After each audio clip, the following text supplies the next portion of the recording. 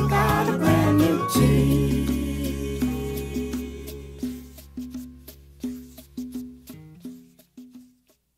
When he has long stints of home and the impending doom of I'm leaving again starts, he starts coming unraveled.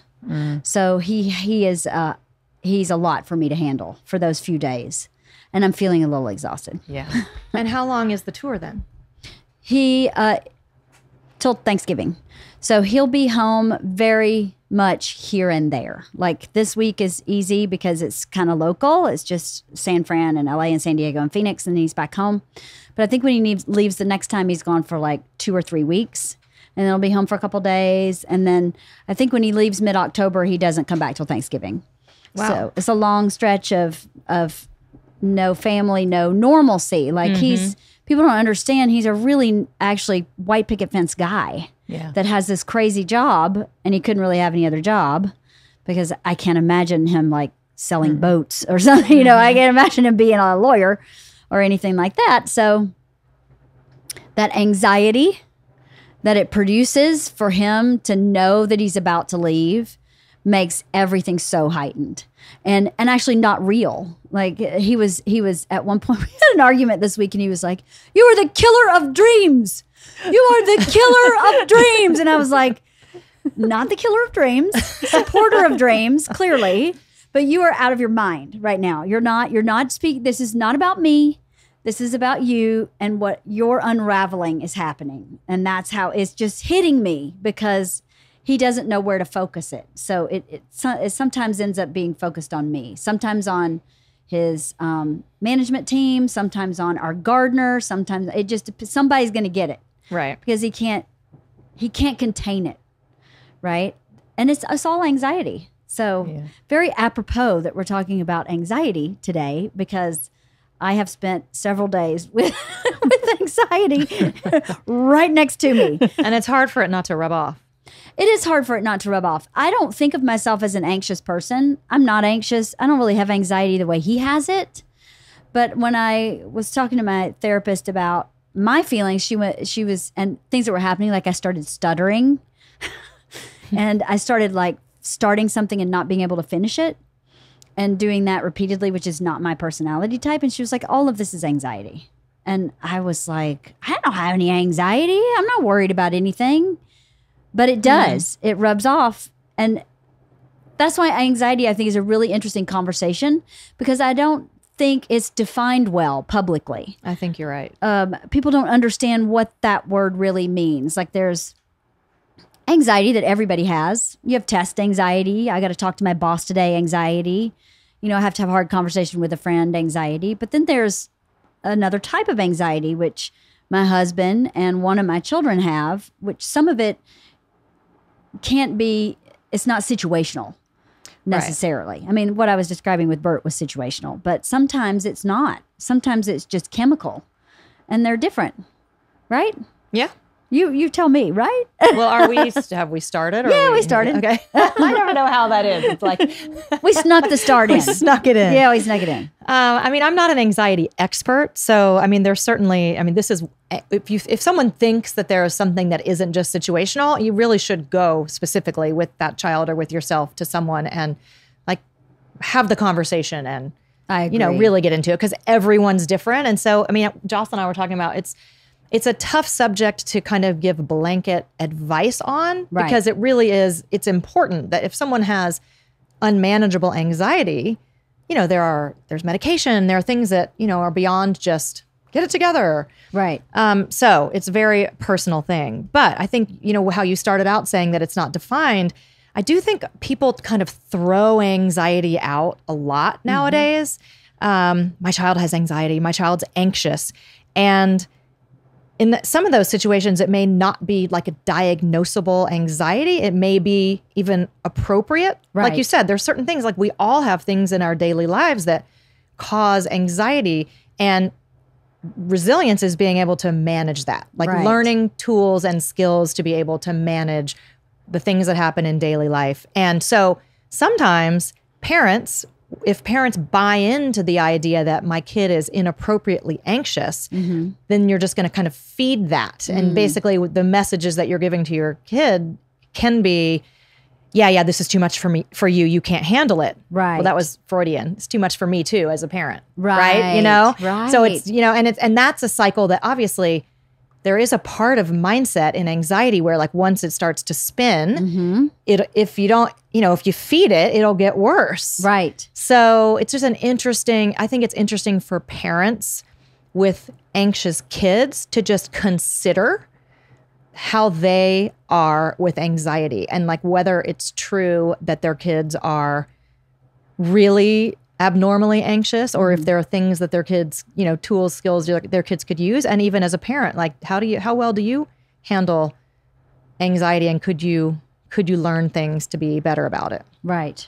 And I think we've said this before, but we probably can't say it enough. Negative emotions aren't bad. So having a typical amount, having anxiety over a test or having anxiety over something that is truly worthy of anxiety is not a bad thing. And so I think it's important too for parents to constantly remind themselves of that. It's hard to sit with somebody who's having a negative emotion, whether it's anxiety or sadness or whatever it is, but it's not necessarily bad. No, it just feels bad. Well, you think about it. The best plants, the best fruit producing trees sometimes undergo stress. They have just enough water, not too much water, because too much water and they have too much fruit and now nothing is sweet enough, right? So you have to find that balance of, I think, anyway, some stress is really healthy because it teaches you resilience. How are you supposed to learn it? Right. If you don't ever have to practice it. It's just like everything else. It's about practice, right?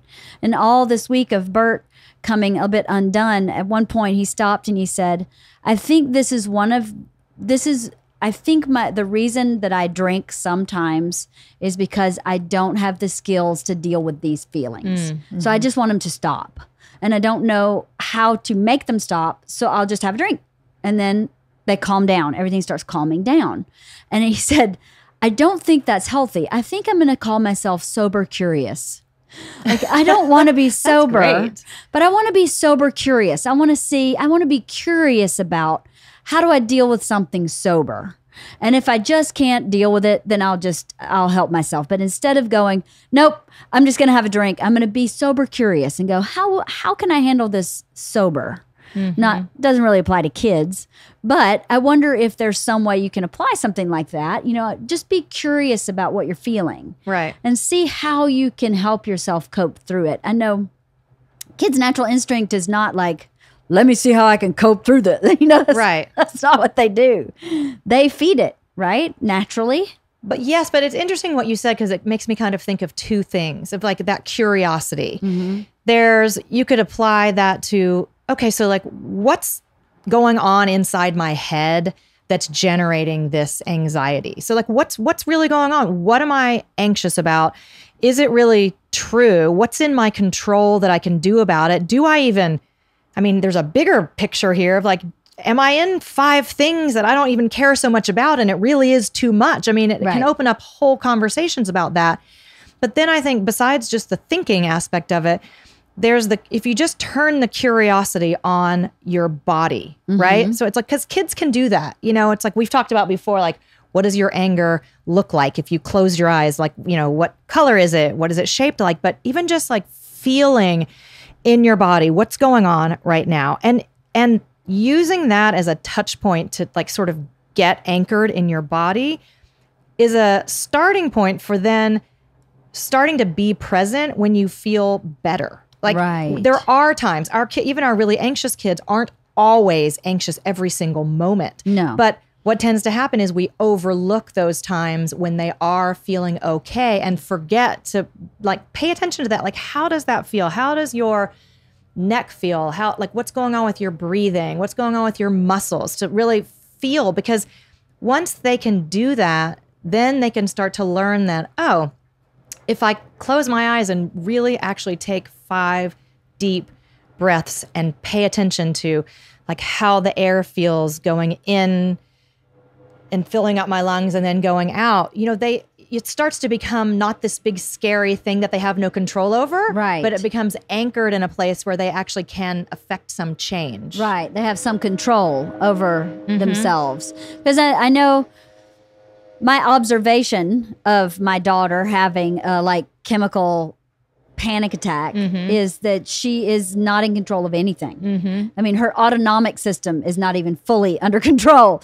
So, I mean, her heart's pounding. She can't catch her breath. She's like cold sweating. She's sometimes shaking. And it's, I mean, sometimes they wake her up in the middle of the night. They're not even connected to anything situational, which I go, this is like your hormones are shifting or your brain's growing or something's going on inside.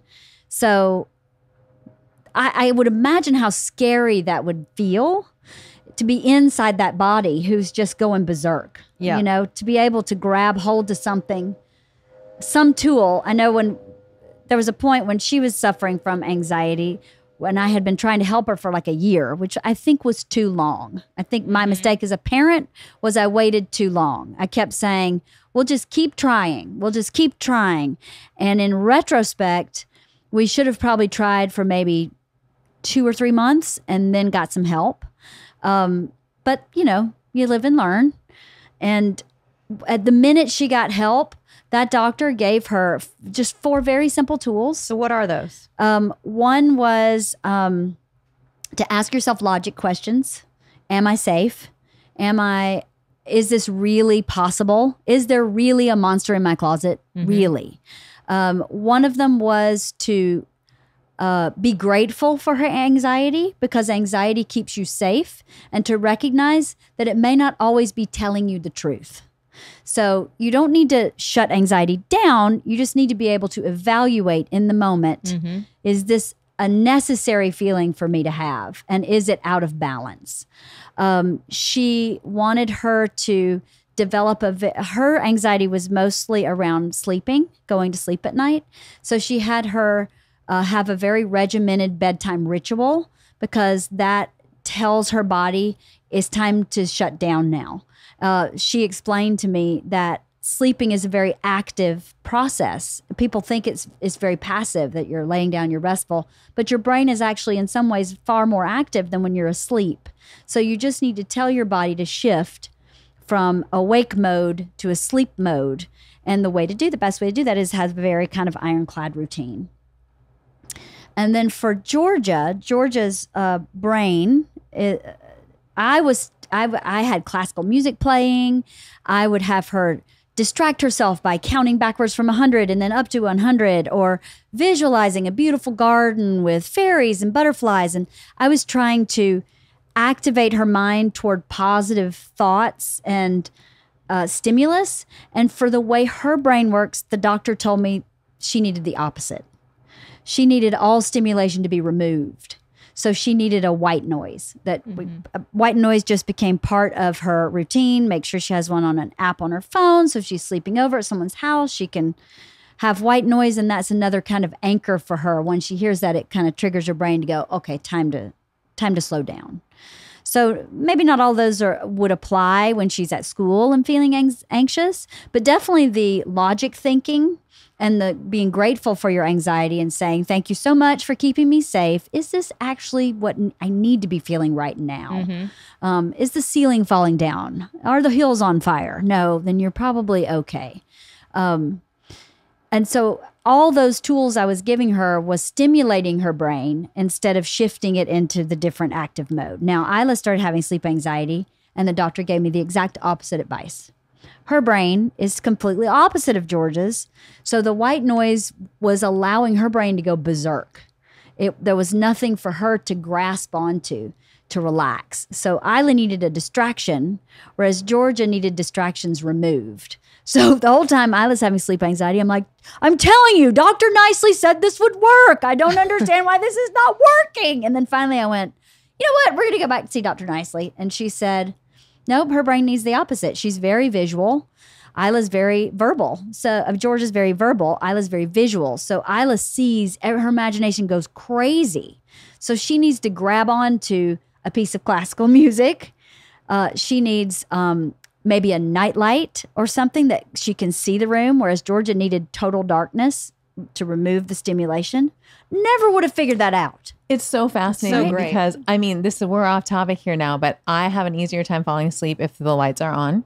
And I had terrible insomnia for years, and finally I just got a medication that works because I tried so many things. But I had somebody recently tell me, do not listen to meditations in English because of the way that your brain works. It will not work for you. You need to listen to them in a foreign language. Interesting. Because if you can understand the words, you will stay awake listening to the words forever. And I was like, I haven't tried it yet because I'm on a medication that works. Right. But all the lights on in the house, I will fall asleep so much faster than if you turn them all off. How interesting. I know. It's so weird. I just love that you share that though, because I think it's so helpful for people to hear that it really is, it's personal. That's why individual. you got to go in and like get someone who specializes in this to help. Yes. And why the curiosity piece is so important to like really exactly. be curious about who your kid is and how they tick, or who you are and how you tick. And then what did they tell you about your response when it happens? Anything? Like, well, with Georgia, I this is one of my parenting regrets in life. I was tough loving her a bit through this, and going because I had sleep anxiety as a kid. I felt so unsafe in my house that's how I couldn't sleep either. I was convinced there was a vampire in my room until I was old, like embarrassingly old, until I was like 13. I was convinced. And I was terrified that this was my last night on the planet. This is it. I'm the undead tomorrow. I will be bitten tonight and this is over. Kiss me goodbye. I would sleep so only my eyes and my nose were out of my covers every single night. And I would just shiver and just wait to fall asleep. So at a certain point, I started counting backwards. And I'd count backwards from 100 and count up from 100 until I would fall asleep because it would just keep my mind off that damn vampire that was somewhere in my room. So I just was like, I completely understand how you feel. I had these feelings too. I was terrified at night too. Just do what I did. Then you're not doing it. Mm-hmm. Well, then you're not trying hard enough. Well, then you're not breathing. Well, then you're not I just kept going, well, then she's just not doing it. And now it's like a battle of wills. I was so wrong. I was completely dead wrong. And I've apologized to her a million times. And one of the best things that ever happened is in our first session with Dr. Nicely, we were talking about how we were handling this and what I was teaching her. And Dr. Nicely leaned in like on her knees to Georgia and went, your mom's been giving you the wrong tools. And Georgia went, ha! I told you, you never believed me. And I was like, let me apologize to you now. You're right. I didn't believe you. And I'm sorry, but I'm not. This is why we're here. Because I don't know clearly what I'm doing. But yeah, that gave her, I think, as much relief as the tools. Is that she told me in front of her I was completely wrong, which I was. And I feel really bad about it. You know, that makes me just think that so many aspects of psychology today, I think if you just are curious, people know a lot. Like, it's the matter of just going to someone and asking the right questions and continuing, because people really do know a lot about how to help people with just so many things that used to be mysteries, that you used to just have to suck it up and deal with. And there's just a lot of help out there. There is. And, I want to do a podcast with you at some point about finding the right person, how you do that, how you suss out who's right, who's not, like in your own feelings, and thoughts. Because I think sometimes that's really the only thing you can trust. Yeah. Someone who works for Georgia and Isla may not work for another kid. Right. This woman knocked it out of the park for both kids. I mean, Georgia saw her 3 visits and she said, I think you got it. Come back to see me if you get off track or you have any questions, but I shouldn't need to see you again, which is really what I think should happen, right? If there's some kind of maintenance that needs to happen, fine. But Georgia's never had to go back to see her. And then the same with Isla. She saw her twice. But how great that those girls know now that like every once in a while something comes up in life that's bigger than I'm not if you're them speaking, I'm not an expert in this, but maybe there's someone who is. You go to them. Some people may think going to a therapist or a psychologist or whatever is weird, but like totally helped. Yeah. And then you can do that again. It's the same to me as going to the dentist. If you have a toothache, what Right. are you going to sit with it? No, you go to the expert, you get it dealt Right. with, because you're not going to do, frontier dentistry on yourself, pull a tooth or fill it with your, tools in your shed, like my dad might have been known to do, but whatever. You're going to go seek help. I hate the stigma that surrounds mental health. I hate it so much because it's so easy to me. As hard as it is, it's so easy to just go, could someone help me, please? I don't know what I'm doing. And even I'm one to talk. It took me a year to even recognize with Georgia that I was failing massively and did not have the right tools. And I'm not therapy opposed. I've been in therapy forever. It didn't occur to me that this was something that I needed help with. It really didn't. And Bert actually was the reason I got help. He said to me, I think you don't know what you're doing. So I think you need an expert in this. You don't know what it feels like to be in our body. He kept saying. And I was like, you're right. Actually, you're right. Because Georgia's wired exactly like Bert. And I don't know what that feels like. And that's when I went, okay, let me see who I can find. Yeah. Anyway, what were you And gonna we say? talked too about just like parenting blind spots where, that was one of your parenting blind Totally. spots. And there was, the professional help, but also Bert going, hey, you've got a blind spot over here in this area. Right. And he was absolutely right. And I think that's like one of the things that happens when you are a therapist. Like one of the things that we're trained to do is try, which we don't always succeed at, but like to get out of our own way. So when we have something that's like, oh, I get that happened to me. That's like one of those times to be like, oh, no. Don't get more curious because it's human nature. When you can relate, then you think it's not that you stop being curious, but you think you get it. And you think you know how to solve it. Right. But like we don't. Just because we can relate doesn't necessarily mean it's the same thing. I think that's such a great kind of point for people to hear. That is great. Because for we me to turn hear. off, right? We turn off. It's like, oh, I get that. I had that. And then it's like, well, wait, hold on. There's so much more. Right. Maybe. That's very true. I hadn't thought about that in that way. But you're right to disconnect not to project, I guess. Exactly. In some way, it's a projection. I know what this is about. I gotcha. Yep. But you don't. And like, so, it's like perception checking. Like it's always such a good habit if that comes up to be like, okay, so hold on a second. So this is what it's making me think about because I had an experience of this, but like, how is yours different or the same? Or like, does that hit? Because it's really useful information. Right. Because now you have more words to try to understand better, but just, throw it out there as a question instead of an assumption. Right. It's hard to not know it all. Especially when we're supposed to, we're parents. Yeah. And you want to be able to fix it, especially when your child's in pain. You just Absolutely. want to be able to fix it. You do. And you want an answer, right? Or for me, anyway, I want an action or an answer or a solution or something I can grab, and sometimes it's not there. It's just not there. And also, like, we don't want anything to really be wrong, like bigger than we can handle with our kids. Right. Like that's really super scary. Right. For me, especially, like there's that moment of like, oh my God, what if something is really wrong that I don't know how to handle? And then it's like, okay, so hold on, maybe someone else can. Right. But it's really jolting at first. And It's maybe scary. I can handle more than I think I can. Yeah. I think that happens a lot too, in that, I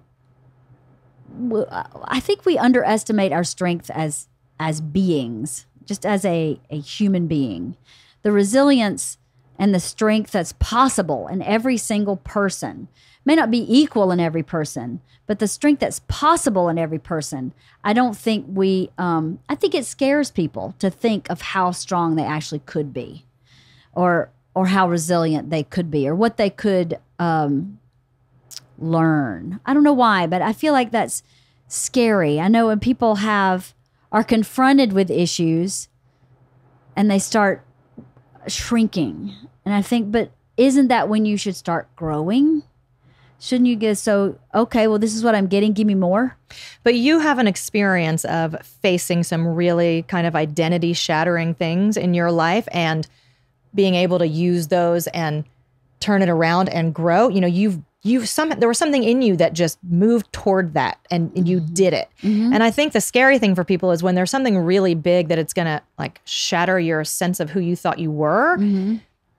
If you don't have something to replace it with, you can't let go of what you got. Okay, Right? So yeah. it's too scary. It's like, you're just going to cease to exist. You can't. Right. So that's why having someone else who knows the process, Right. doesn't even have to be a professional, but someone who's been there before to show you there's a little breadcrumb trail, and then we can replace it with something. And then once you've done that, then you get it. Then it can become like a fantastic addiction. Like, oh, I can keep getting better and better and better. But I think that first time with really big stuff, it's like, this is the only thing you know. Right. And it's just not even you're blind. You have no idea there could possibly be, what if you're just broken and then that's just it?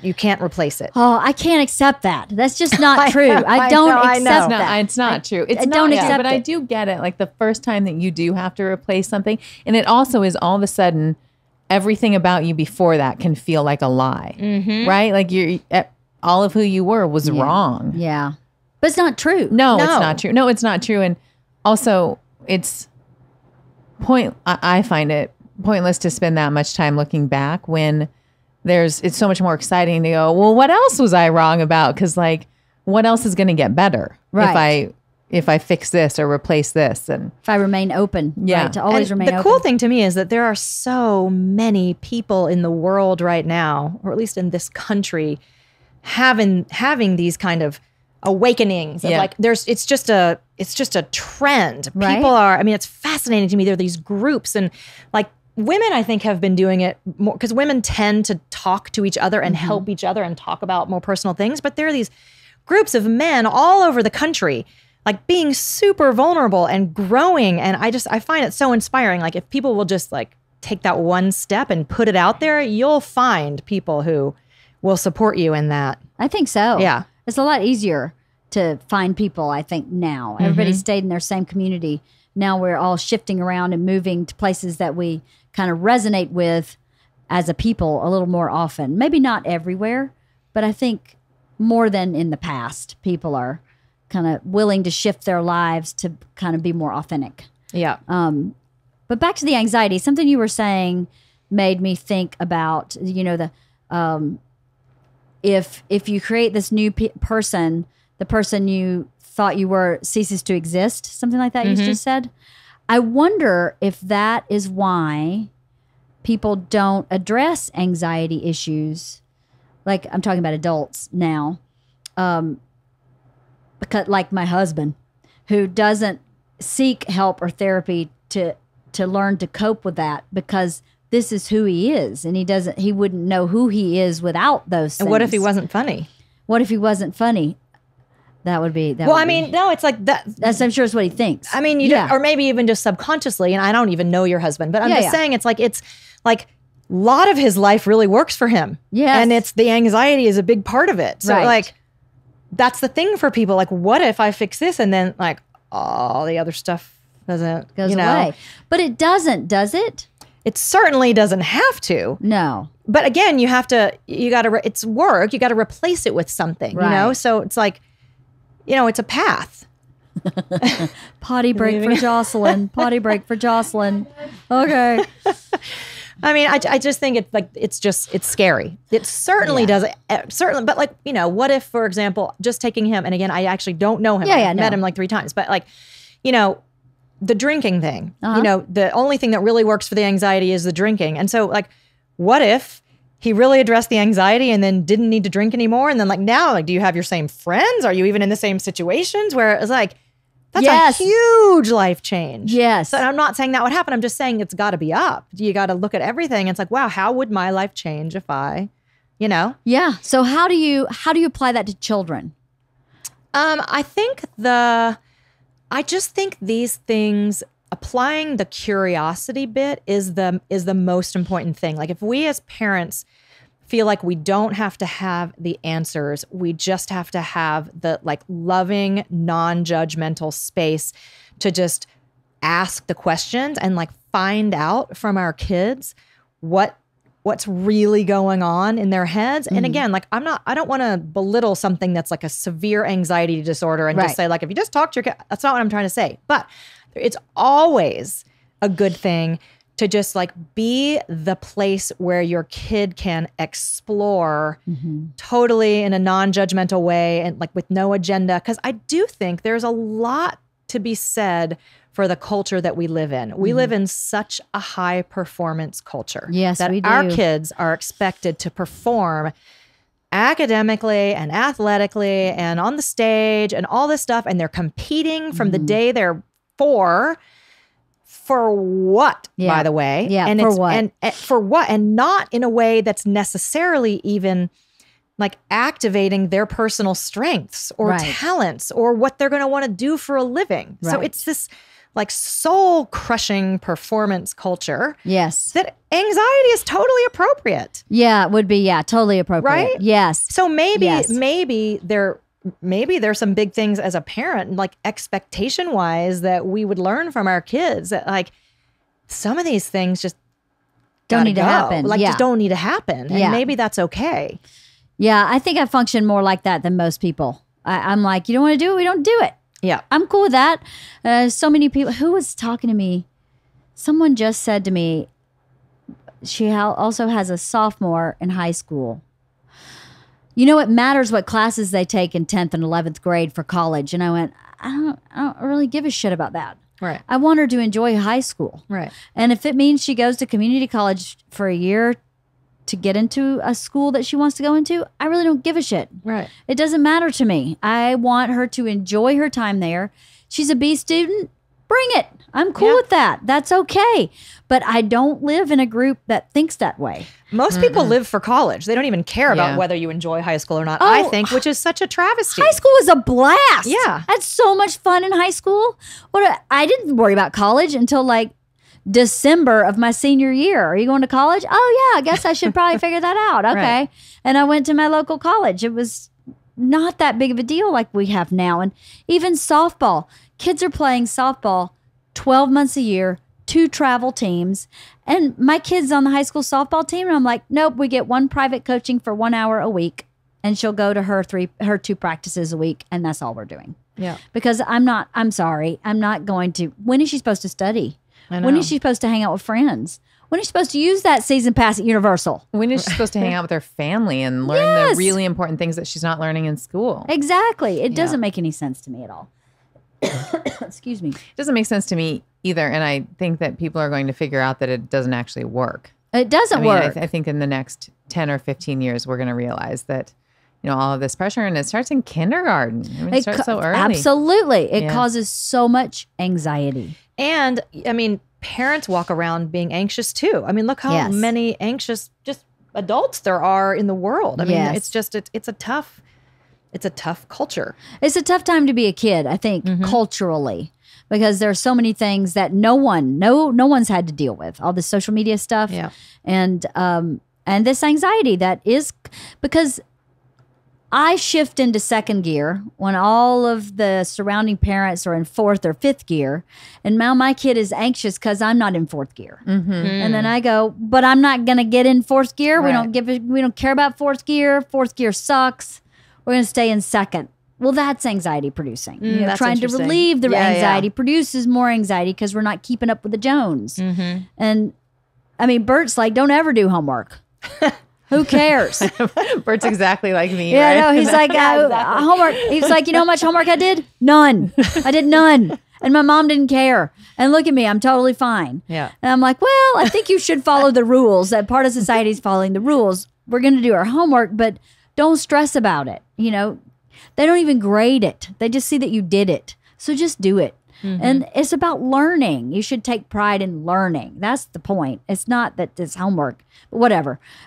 You know, part of that, though, I just want to say is that there are so many different paths to get places that I think oftentimes kids just in their little box of school are like, well, you go to, you know, you go to a high school to go to college.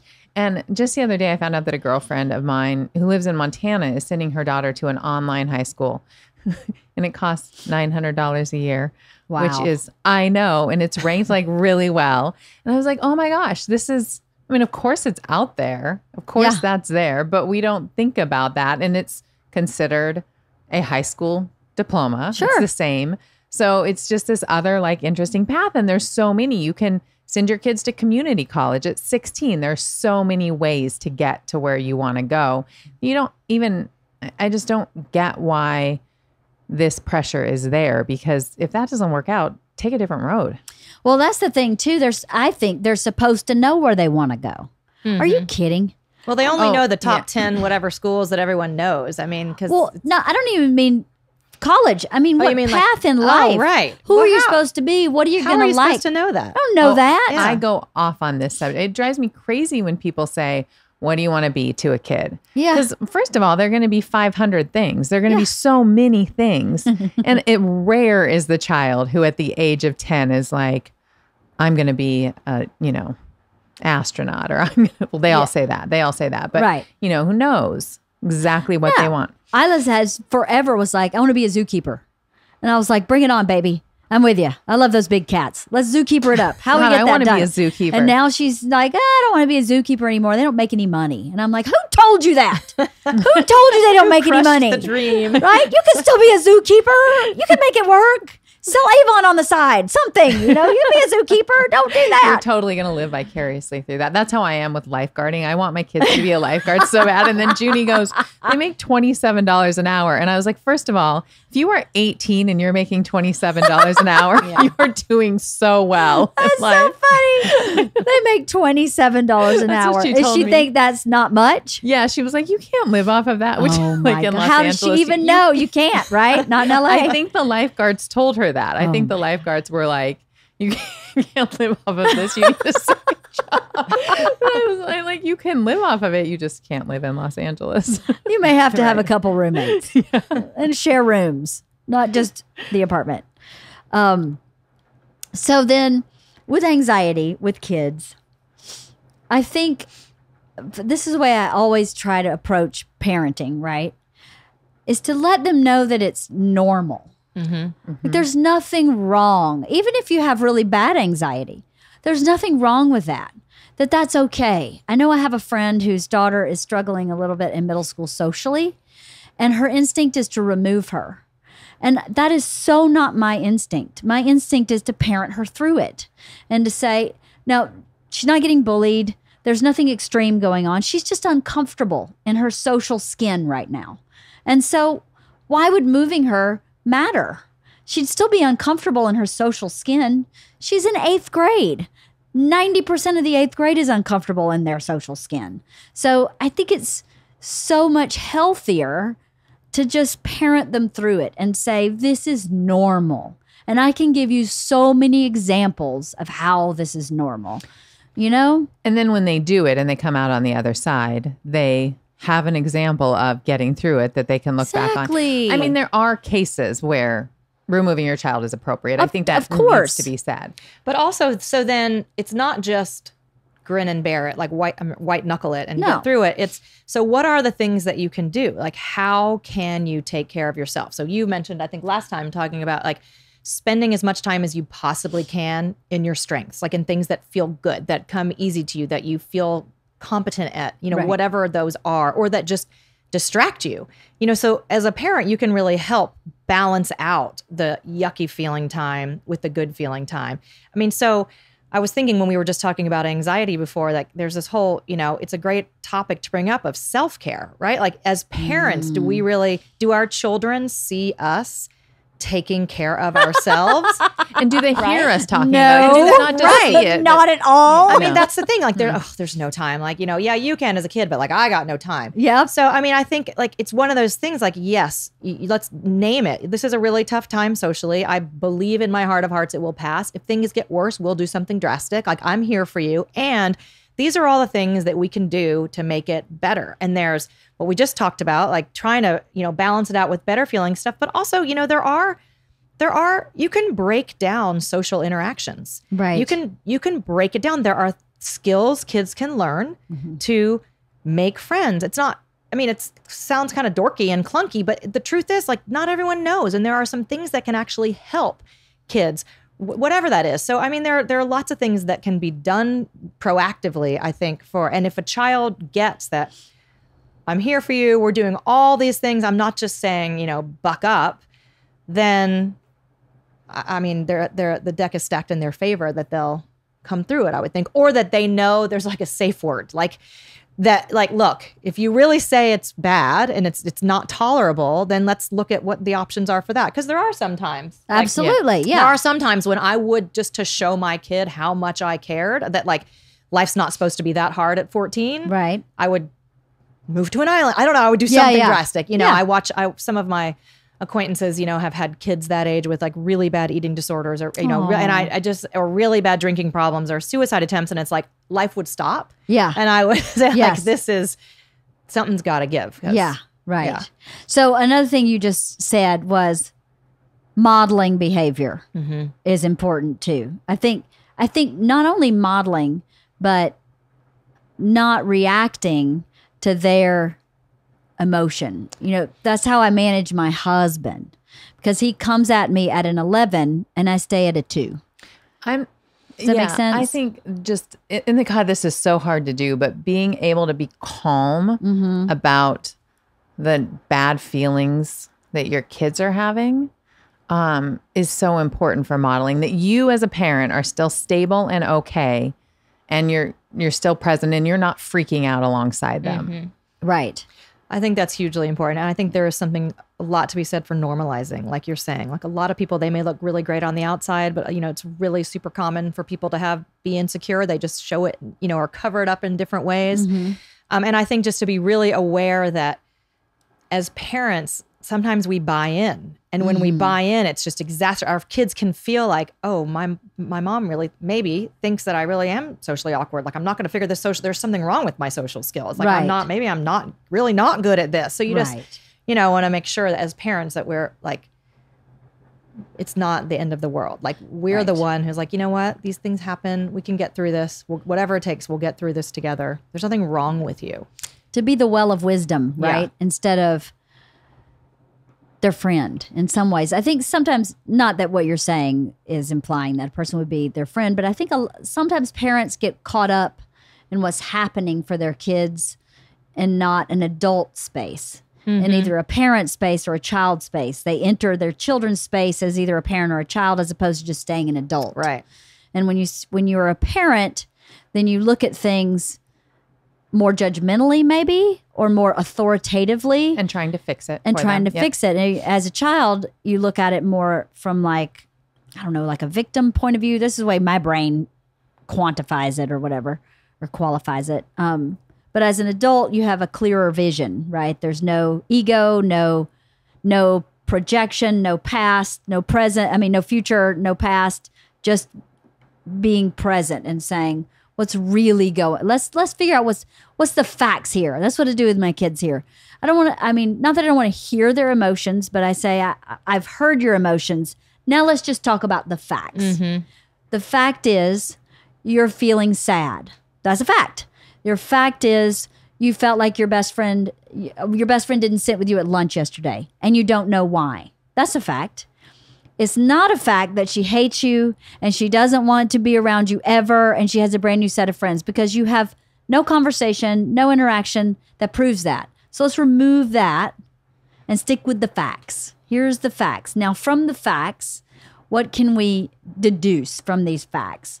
And now, what do we need to fill in the blank with? Maybe asking a question or having a conversation or inviting her back to your table tomorrow. What action can you take to answer those questions that But the underlying fact-based? assumption, which I love about what you're doing with that, is you bring an assumption that we can get through this. Like if we figure out the facts, like we can learn from, and to me that goes all the way back to the resilience piece. Like if we approach life from everything can be a bouncing off point for something better. Like we can learn from everything, even something that's like, if we look back at the worst experiences in our lives, Yes.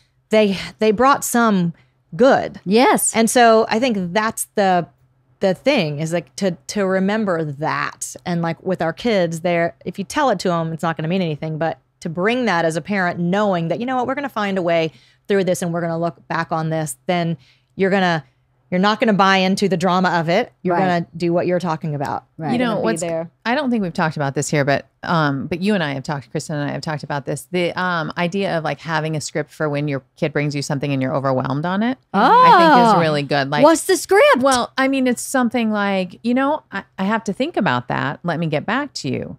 Because I think that oftentimes if a kid brings you something really big and you don't know what to do, like, what do? You clinch up. You're like, holy crap, I can't solve this problem. And so the script, is just buy some time. buy some time. Like I don't have an answer for you.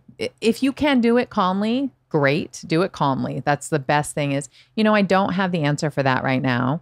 I'm going to think about it and I'm going to come back to you and talk to you and we'll talk about solutions. Right. Because then you as a parent still, you're still an authority figure. You're still in control. Right. You're calm. Right. But even if you can't do it calmly, because someone called us out on a post Yeah. recently about how it's like, yeah, it's all great to think you can do everything calmly, but it just doesn't always work that way. And I think sometimes that ends up being even better if you just screw up and just totally buy into it and get all bent out of shape and worked up and freaked out and make it worse.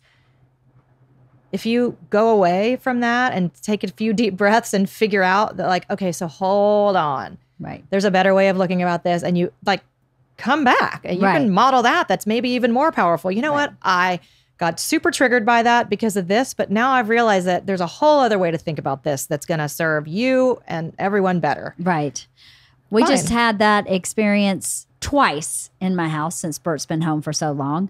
I just talked about it on my last podcast, so people that are listening already know, but Georgia was at the Americana with some friends, and they decided to take the bus home from the mall to our house, which I don't have a problem with her taking public transportation. She just didn't tell us. And so when Bert found out that she was on the bus, he lost his mind on the phone with her, cursing. He's never cursed at her ever. Not ever. And he was like, what the fuck? You're on a fucking bus? How the fuck did you get on a fucking bus? Are you fucking kidding me? Get the fuck off this fucking bus right fucking now. And I'm I going to was go like- ahead and guess that Bert doesn't know how to take public transportation. So he's probably right. probably like, I don't even know how to get on the bus. No, right. And he was like, and I was standing in front of him going, stop cursing. Stop cursing. The whole time he was saying, I was like, just stop cursing. You can say what you're saying. Just stop cursing. And he could not, he was on the moon. Couldn't bring him down. So I go pick Georgia up. Georgia had also left her phone at the mall. So I had to pick her up and go back to the mall to find her phone. And when we got home with her phone, we were at a friend's house. I called Bert at the friend's house and said, I am not cool with you cursing at her. I am not cool. I am cool with your emotions. I'm cool with you being that upset. But that is terrible parenting. You cannot curse at your daughter. The fuck I can't curse at my daughter. She's my daughter. She needs to understand how upset I am. How else am I supposed to show her how upset I was that she didn't tell us she got on the fucking bus? And I went, anyway, but with curse words, because that's bad. Because now you're teaching her that she could be in a relationship with someone that curses at her. And I'm not cool with it. So you need to apologize. No, I'm not apologizing. I was like, okay, well, I've said what I need to say. He'll either do it or he won't. And I'll parent that with both people. So we get to our friend's house. Georgia walks in the door and Bert goes, hey, baby, I really shouldn't have cursed at you. I'm really sorry about that. That was really not okay. But I was very angry and I needed you to understand how angry I was. And I just didn't know how else to do it. So I'm Wow. really sorry I cursed at you. That gives me goosebumps. And That's I so was behind powerful. Georgia going, what just happened? Oh my God. From the, I'm not fucking apologizing, literally 10 minutes later. And she just melted. I mean, just was like, thank you so much, Dad. And I talked to her on the drive over. I said, I want you to know I'm always on Dad's team, but on this issue, I'm not on Dad's team. He should not have cursed at you. And I'm not okay with that. And I'm going to speak to him about that because it's not okay. So I want you to try and release that from what you received from him because that wasn't okay. But he was angry and this is why we were angry and blah, blah, blah. And so I was trying to ease her a little bit because she was really shaken up because her dad's never Yeah. talked to her. He's never spoken to her, not ever cursed at her. It was such a departure from who she knows him to be. So that when she walked in and he did that, she was like, oh, thank God, it's just my dad. Okay. He just made this one mistake. I get it. That's really what happened. And they just moved on very quickly. Yeah.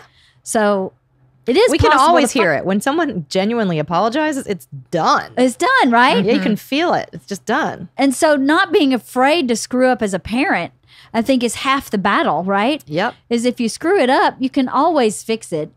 I mean, obviously, if you screw up constantly and it's your constant, then that's not true. But something like that, Bert doesn't curse at her like that, ever. He never has. So he gets a pass. With the apology, he gets a pass. Now, if it happens again, Mama Bear is going to have a big problem. Yeah. But I don't think it will. I think it was a lesson learned on his part, too. Yeah. That he crossed a line he shouldn't have crossed. You may be able to talk to another adult that way. But you Not really shouldn't. really. You really shouldn't. Not I did that really. to my daughter recently. I over something so dumb. It was even dumber. And I threw a hairbrush across the room and said, "What the fuck is happening here? What the fuck?"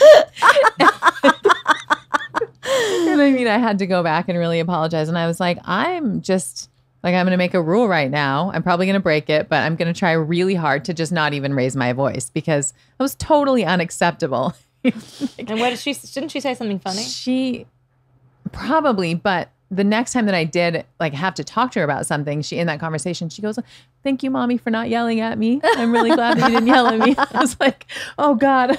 Sorry. I know. I felt so bad. I can't promise I won't throw another hairbrush, though. I probably feels won't so ever good. Just throw something. Feels It amazing. did feel so good. But the minute I did it, I was like, what is happening here? It What feels is amazing happening? to throw something or to punch something. It feels so good and it's so unhealthy.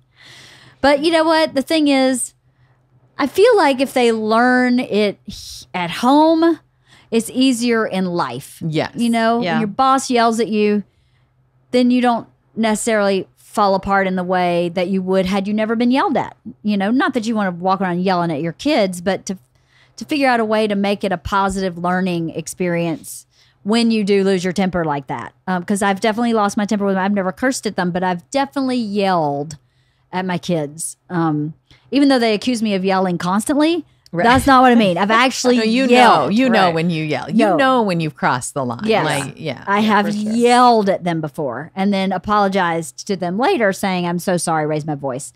That wasn't appropriate. Let's go back to the message that was in the yelling."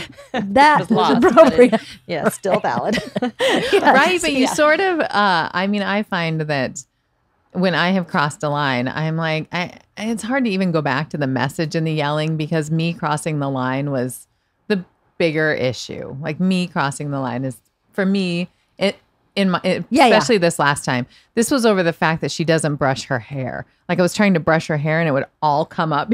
So mad. It's been going on for years. I'm like, just brush it, brush your hair. Right. So I couldn't even come back to it. I was like, you brushing your hair, not brushing your hair is not the point. I should not throw the hairbrush across the room. Oh, you're a bigger person than me. Oh. I would be like, the stick with the point hair. is, if you had brushed your hair, I would not have thrown the brush. So whose fault is it now, huh? Maybe we should have shaved your head. I did Have some say that dreads, too in my temper tantrum. I did say maybe we should shave your hair, and she was like, "You can cut it short, Mom. You can cut it short, but don't shave it. You can't shave it." And I knew I wasn't going to shave it. Oh my gosh. Well, any more advice for people with anxiety, with kids with anxiety? I went to the bathroom once, so I'm not really sure what all got talked about. No, but did we you talk came about? back and you heard that, but there was another thing that Did we talked talk about like the narrative therapy piece of it? Oh no, that's interesting.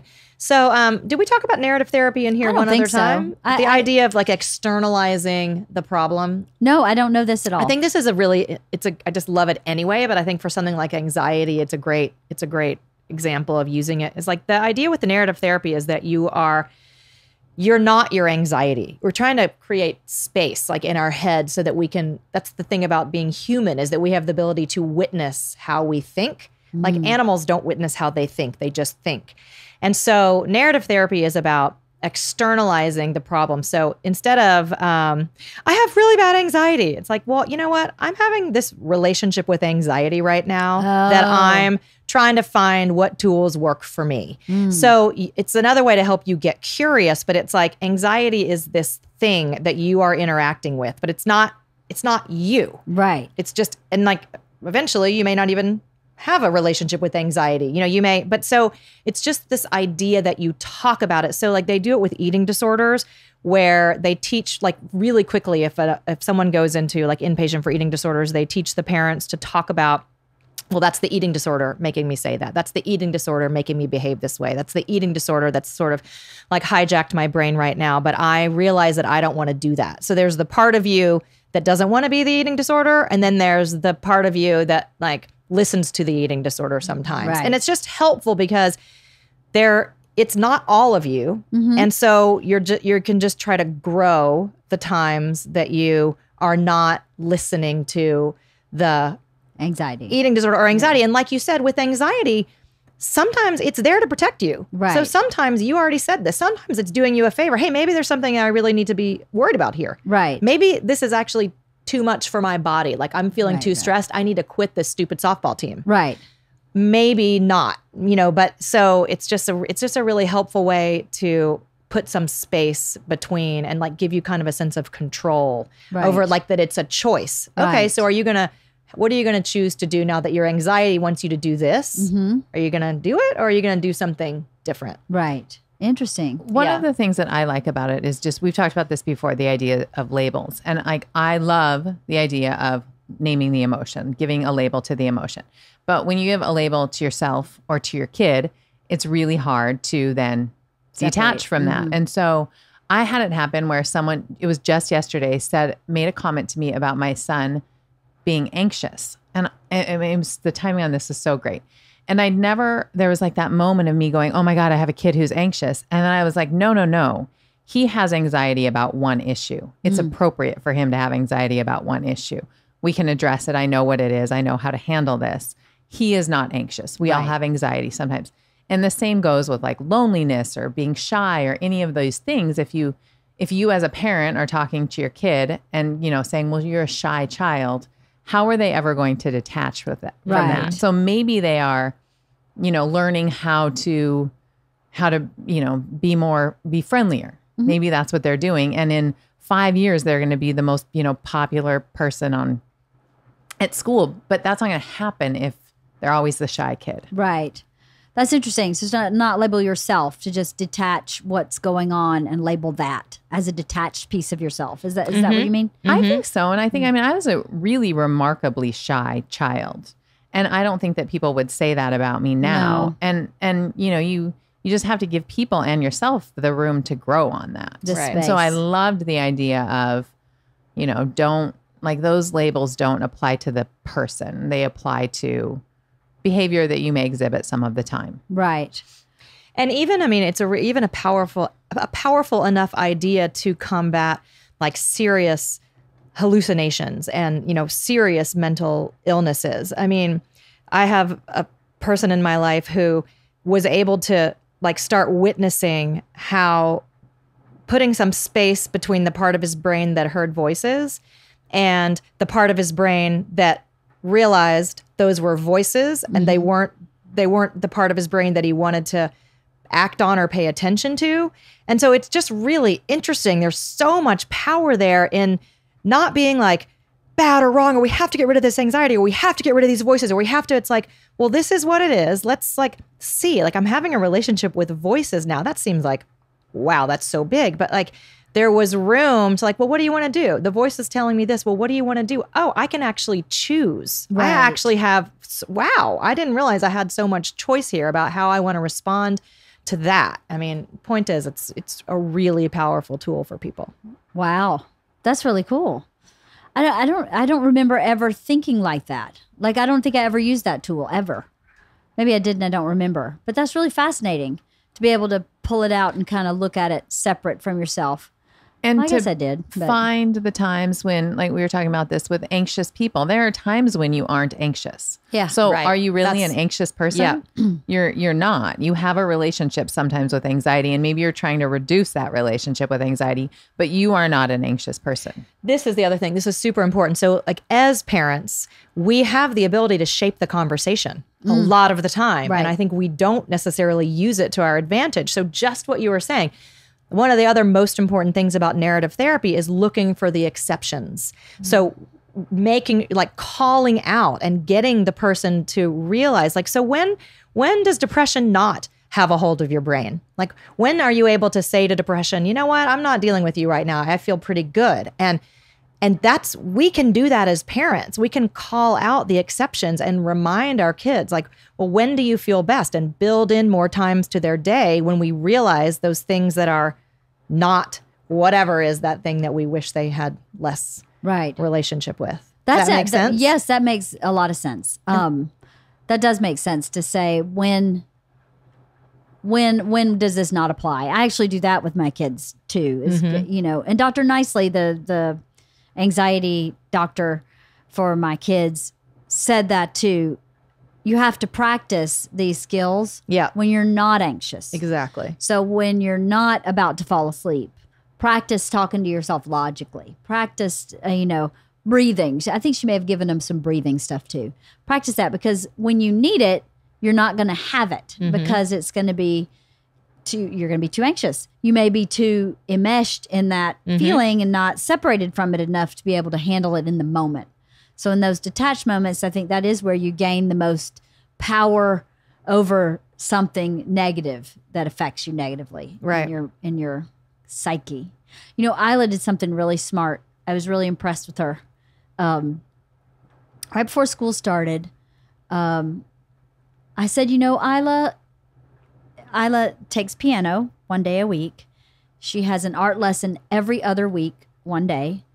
And she has a tutor 1 day a week.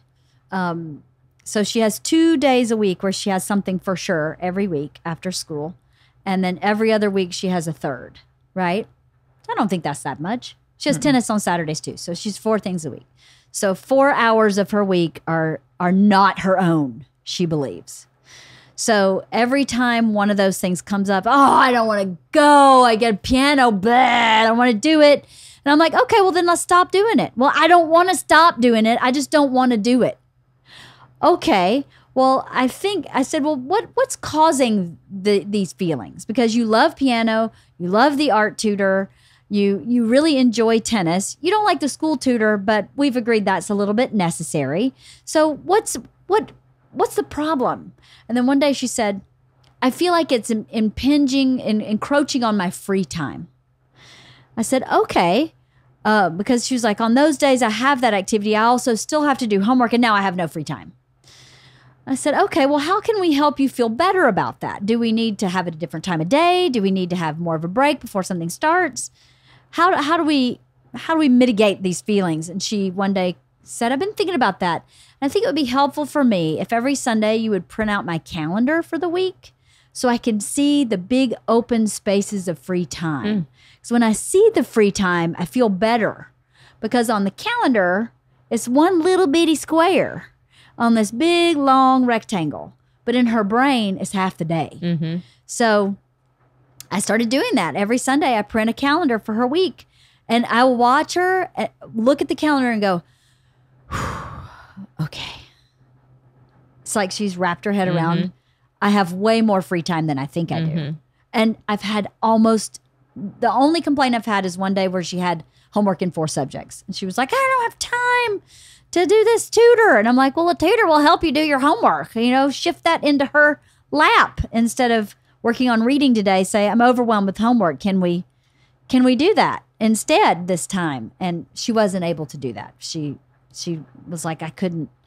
She said, I chickened out. I couldn't talk to her about that. So, okay, there's another time to learn a lesson, how to stand up for yourself and say, this is what I need.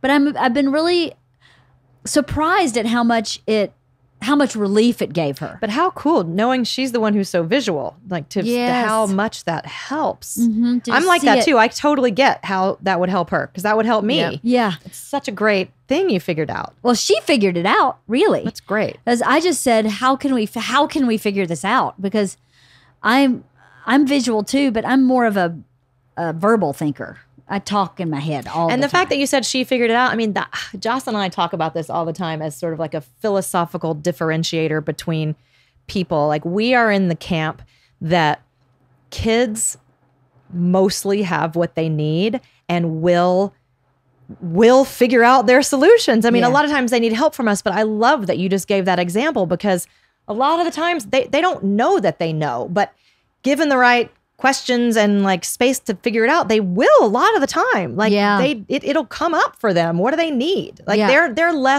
they've spent way less time shoving their personal needs down into the depths of whatever true. than we have. Right. So they're Yeah. pretty much right there for them, which is why they can be so snappy, because it's like, well, hold on, I'm not getting my need met, but thank God. Yeah. So if we give them the space, they will figure out what they need a lot of the time. Yeah, you're right. You're right. I guess so. I guess that's something I could do better is I do okay. I'm pretty good at it. But now that you put it in that context, if they know what they need, they can tell you what they need.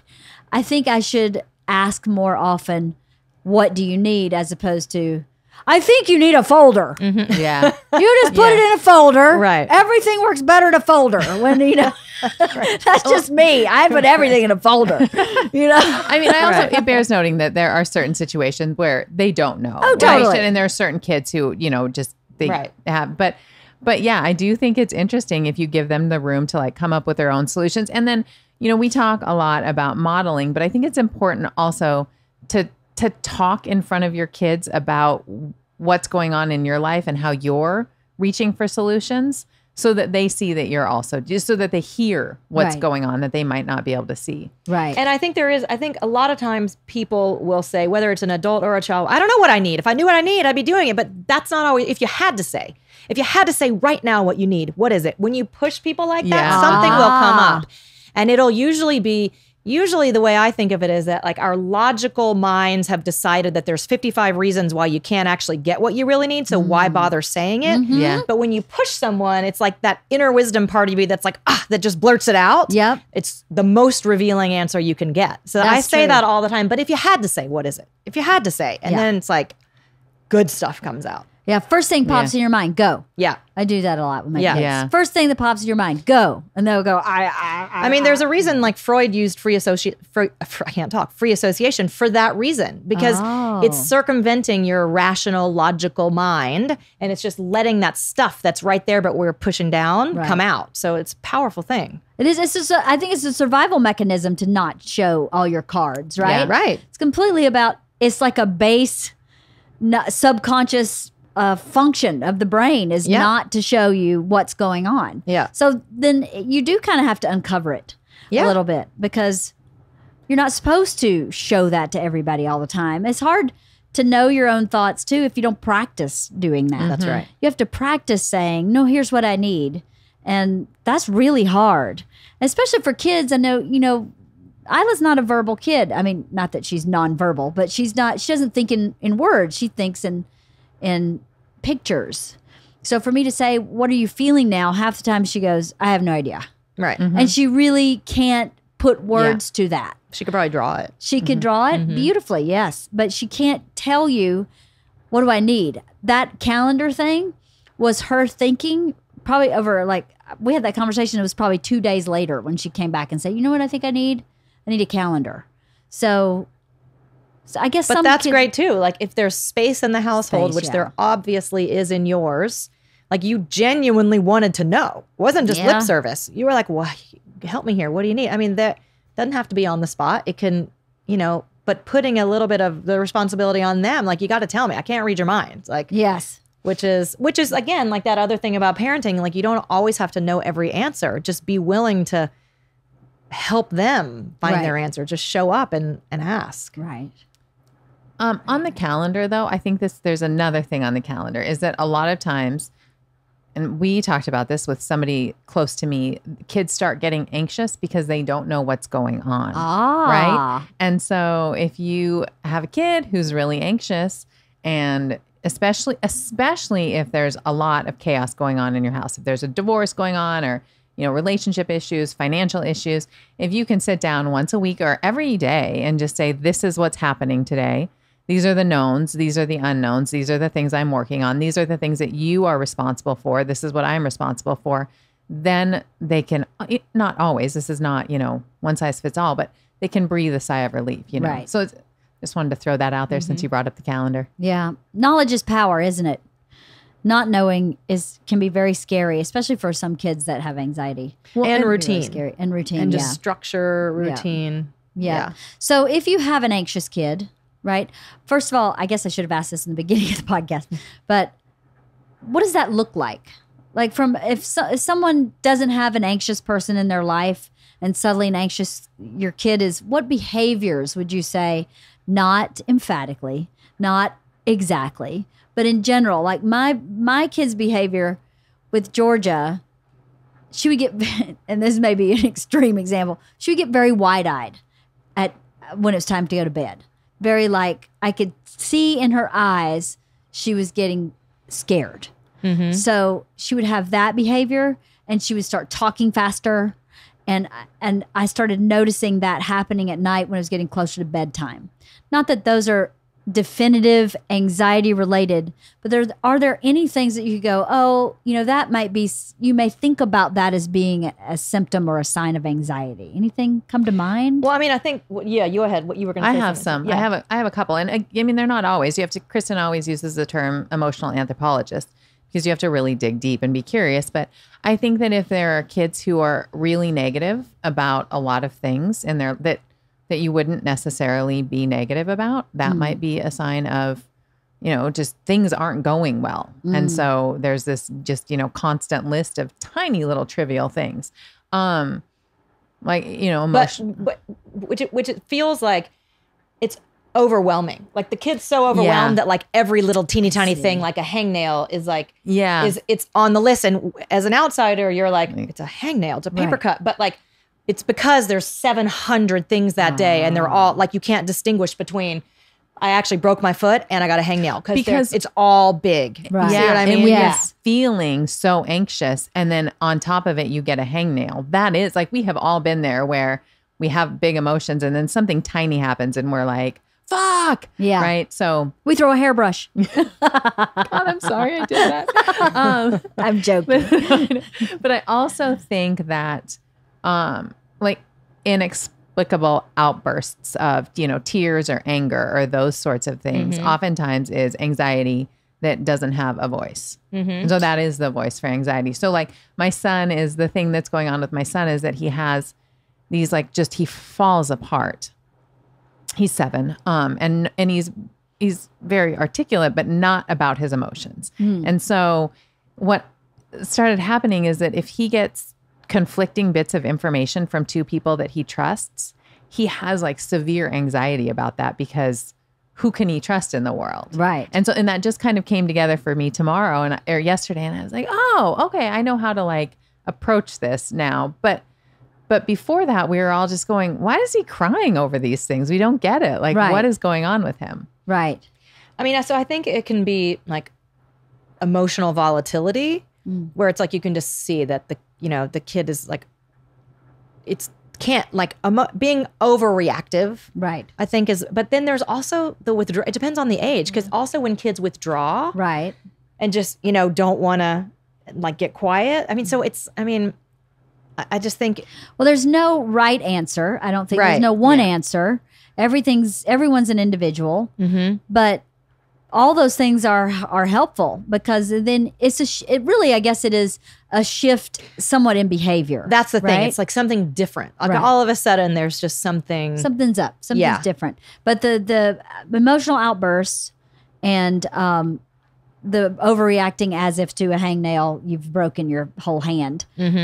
Those are really good clues, I think. But I think also, I mean, usually kids are school age by the time this is happening too. So there's probably another adult in the kid's life who would notice. Right. Like, if it is test taking or something going on at school, there's going to probably be behavior that is different than it has been. Right. Although like the sleep thing for your daughters, was there an onset of that or was it kind of always or? No, it was an onset.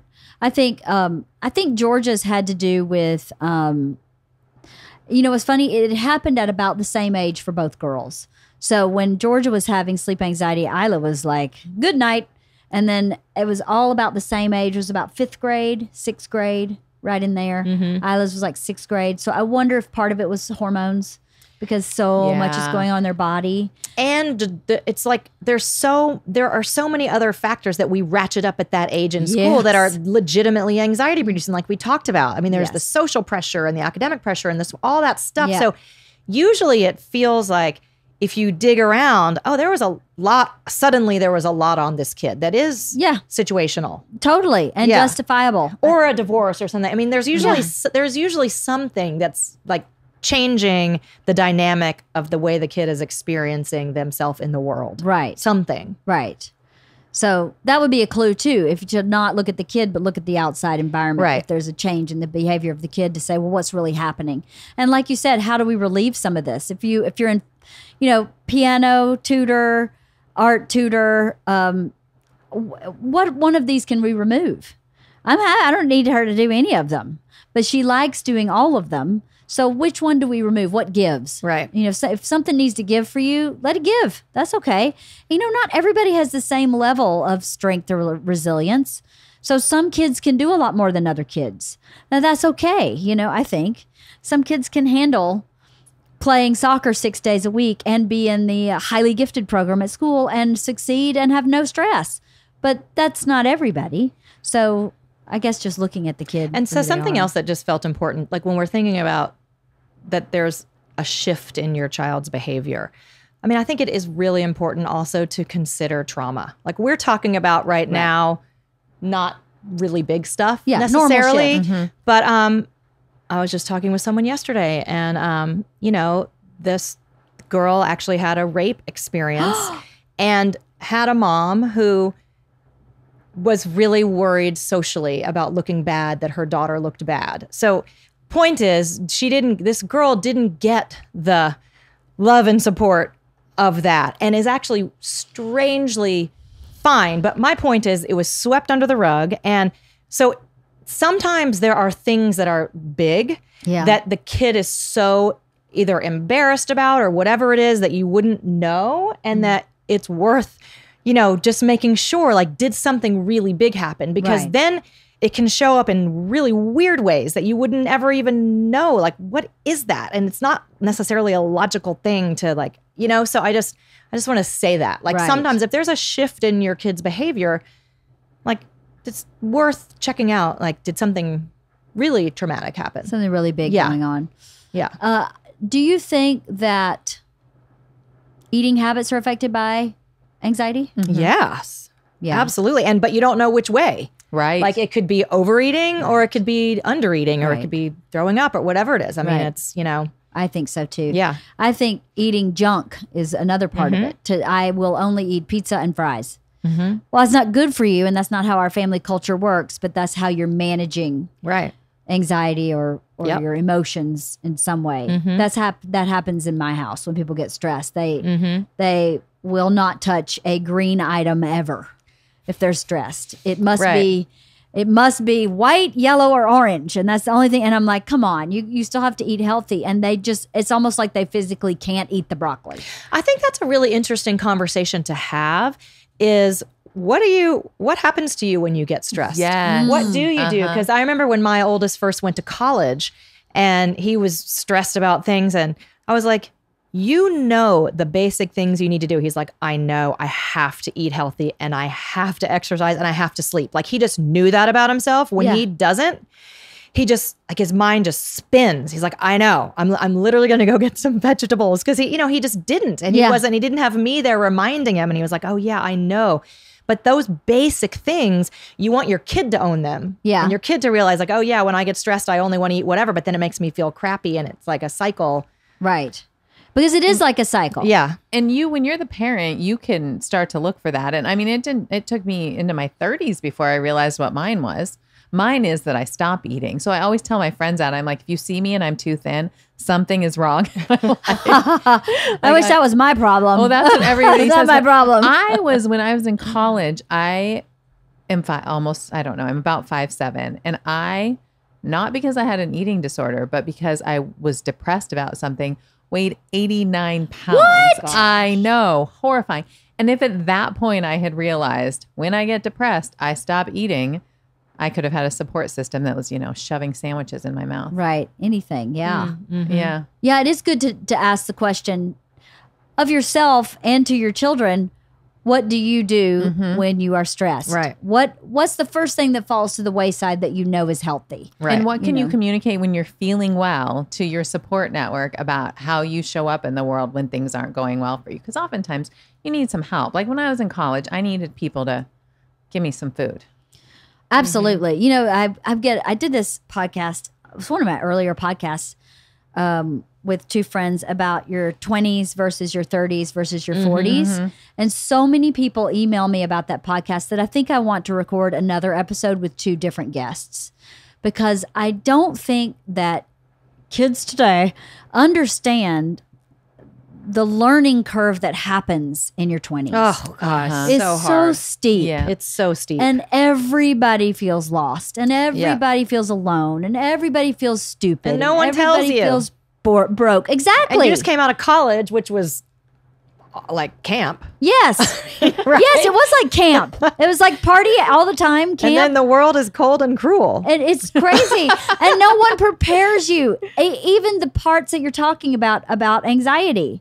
What are the things that I stop doing that's Right. good for me when I get in an anxious place? Yep. So that you can go, oh, I stopped working out. I need to go back to working Yeah, out. well, right. And then the counterpart of that is, what do I do when I'm feeling really great? What are the habits that I have in my life? Right. So that you can start to get some of them back in. Yeah. I'm a big labeler too. I know you said that earlier.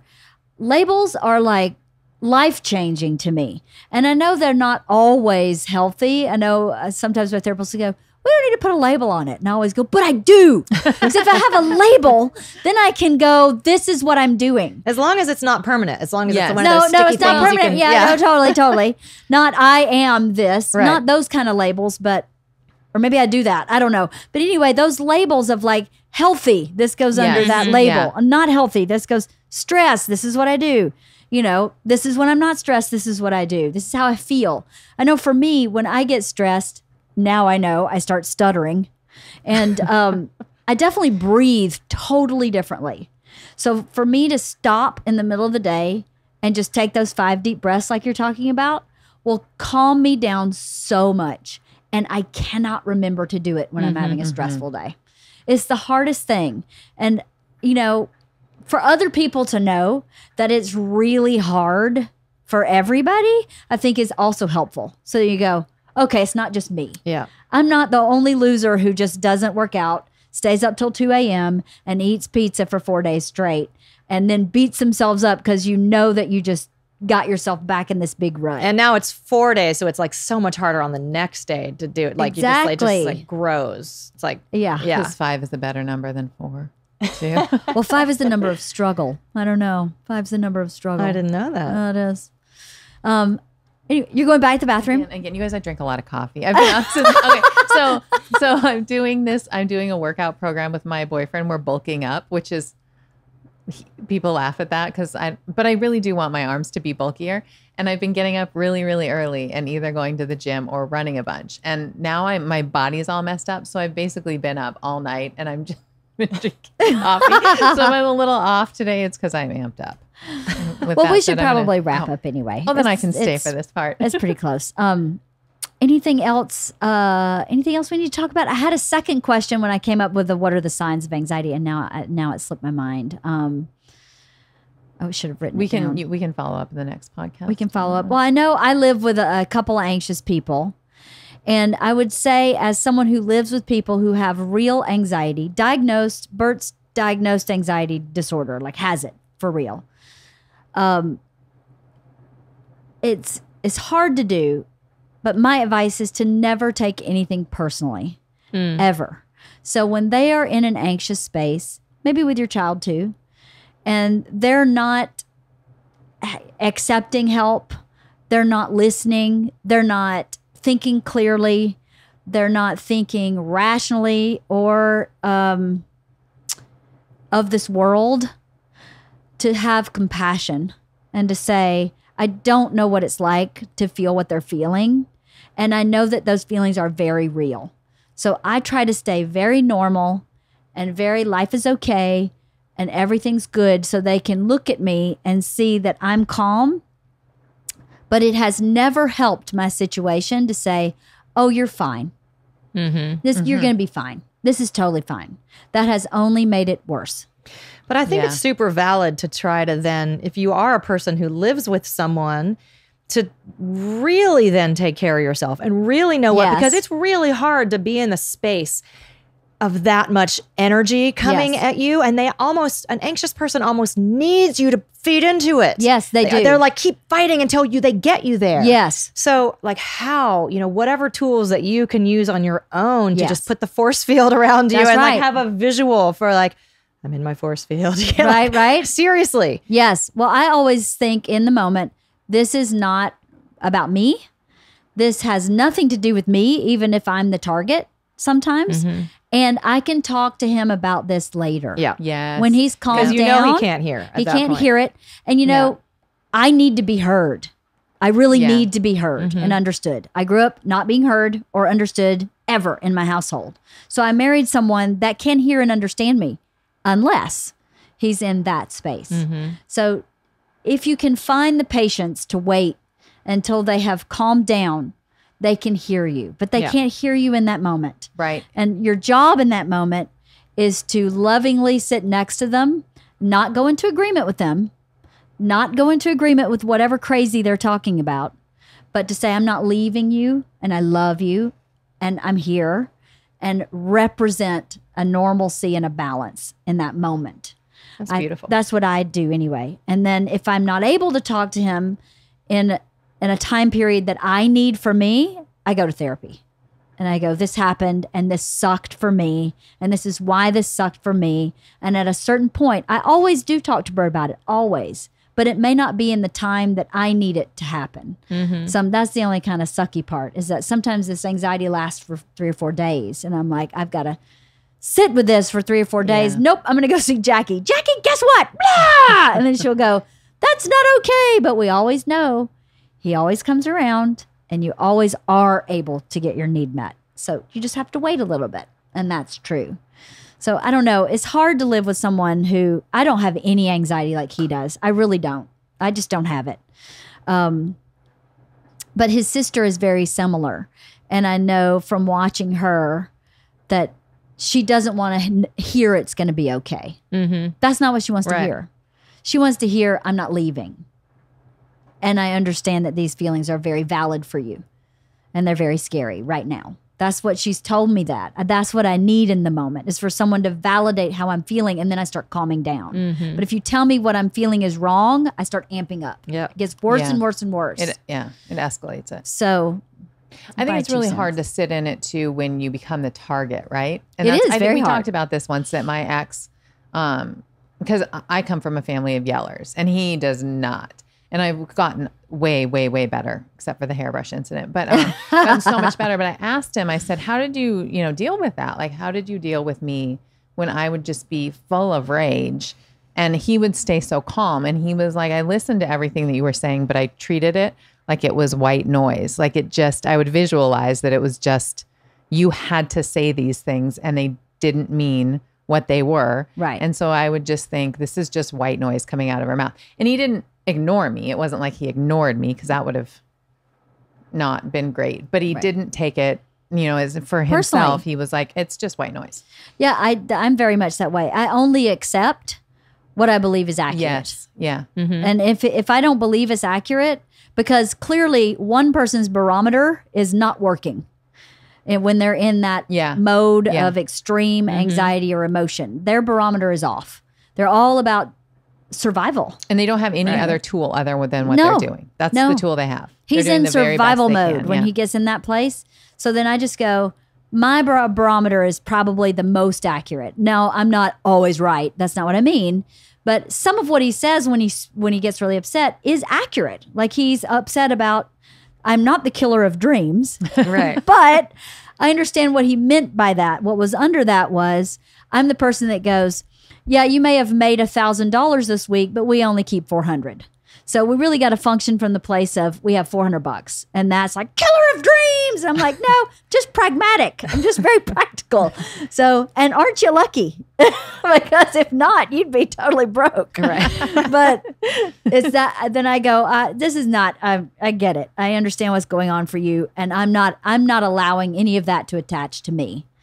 I got it. That is what I do too. I didn't treat it as white noise. I just refused to accept what was inaccurate.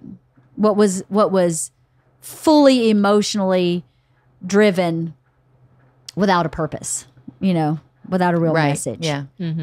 I do now because I have some people in my life who are real prone to explosions. And I now am like, visualize the white noise. And it helps me Stay not calm. respond. Yeah. When I'm like, this is you. Right. And with a child, I think that's really helpful. With a child, you can go, I see all of your emotions and all the cuckoo that's happening here. This is not reality. It's your reality, but it's not maybe the actual reality that's happening on this planet. Right.